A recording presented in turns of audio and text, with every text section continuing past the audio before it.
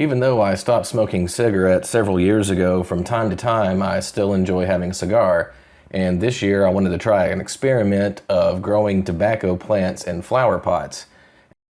And I decided to make a video series out of it, taking you through every step of the process from the planting of the seeds all the way to rolling a cigar. Here I've taken just a couple small paper cups and filled them with potting soil, and the seeds I've selected are Habana seeds, which are a Cuban variety commonly used in cigars. As you can see, the seeds themselves are extremely small, and just on the tip of my finger there's about a half a dozen. You just rub your fingers together to get your seeds into your potting soil because it's almost impossible to see them on the dirt. You just have to take it by faith that they're actually there. Once you have several seeds on top of the potting soil in your cups, you're going to take some additional potting soil and cover them up. You don't want them too deep though, just about a quarter to a half an inch is plenty. Remove any big sticks or debris from the potting soil. Now that the seeds are planted, I'm going to water them in really well, and then I put them into my closet seed starting area. If you'd like to check out a video on how I made this, just click it right here. You can see the cups that I just planted the tobacco seeds in right there on the bottom shelf. It took about 2 weeks for these seeds to germinate, and then I started seeing very, very tiny little tobacco sprouts coming up from the surface.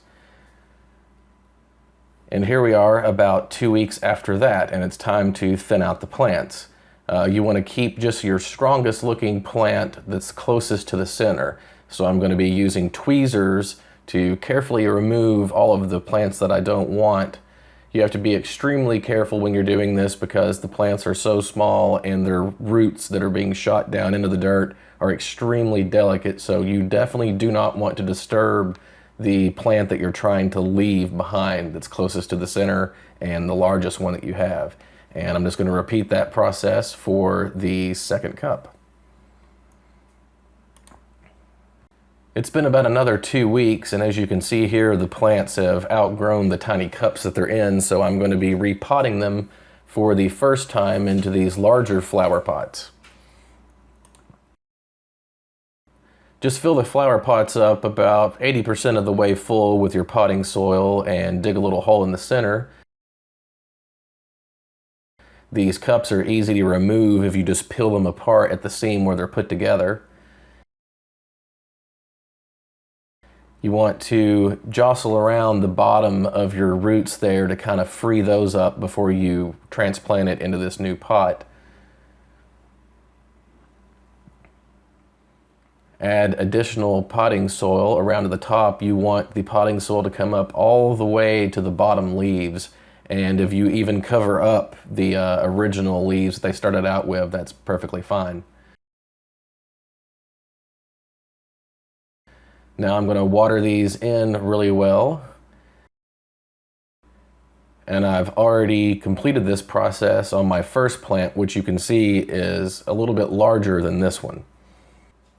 I always think it's a good idea if I'm doing something like this to plant 2 plants because something could happen to one and it's nice to have a backup as insurance.